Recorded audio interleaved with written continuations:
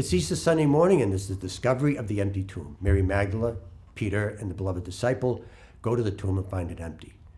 But what's unique and a little strange about this scene is in John's Gospel is the burial cloths. You have one burial cloth, but then you have another headpiece that is rolled up to the side.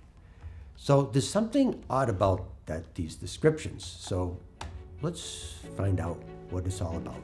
Now, in order to understand the burial cloths, we got to go to the source of the burial cloths, which is Nicodemus. Now, we first meet Nicodemus at the beginning of John's Gospel, and Nicodemus is talking to Jesus. Now, the first line he says to Jesus is that, "I know that you're from God." That's a good line. That tells me that he's a man of faith and he really believes in Jesus. But then right after that, there's this really strange conversation where Nicodemus doesn't understand anything that Jesus is talking about. Jesus says you got to be born from above, and so Nicodemus says, "What? You got to be born again in your mother's womb?"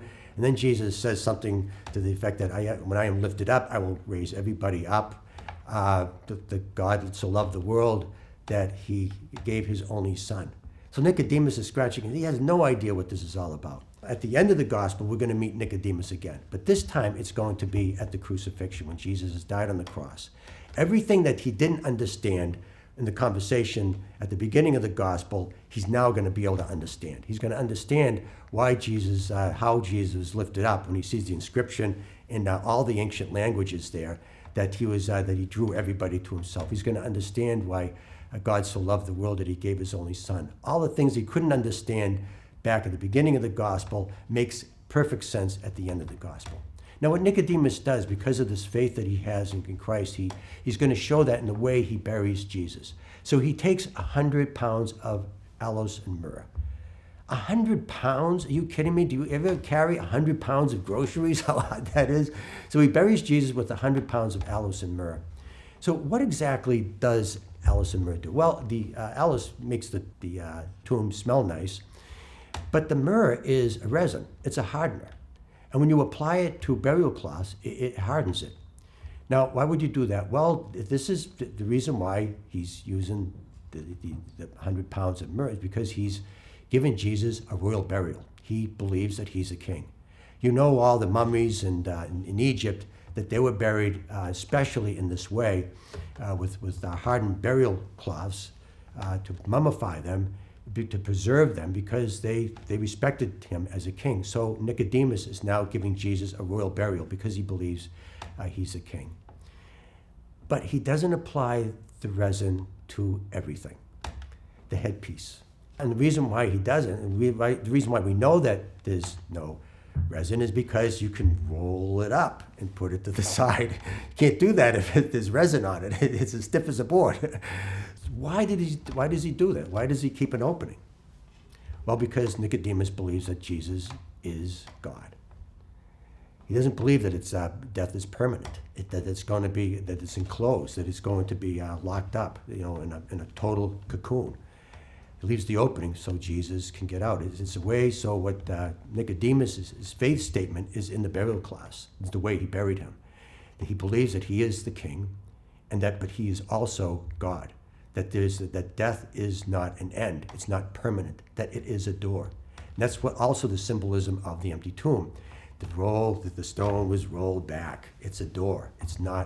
Death is not permanent.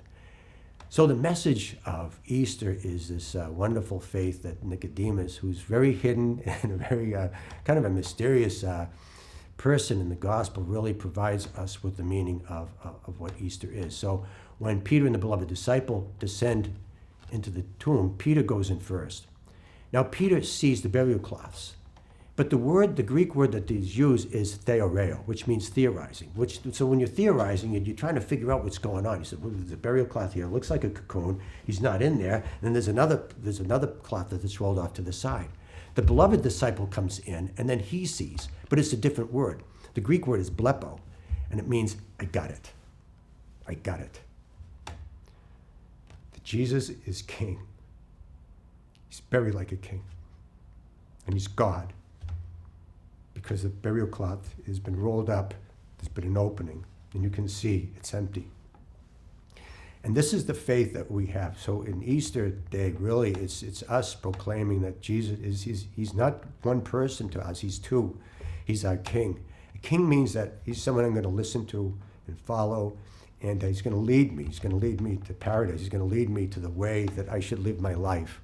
But he's also God. He's a provider that he's going to make something that was permanent temporary. He's going to make it a door so that I can get out. So these two wonderful qualities of Jesus Christ is now ours. So we don't just see Jesus as one, but there's two realities that we get to enjoy Christ as our leader as well as our God. And so I hope you have a great Easter, and I hope that the faith that Nicodemus showed in the burial is demonstrated in the way we live our lives with Christ. I hope you enjoyed this video, and I'll see you in the next one.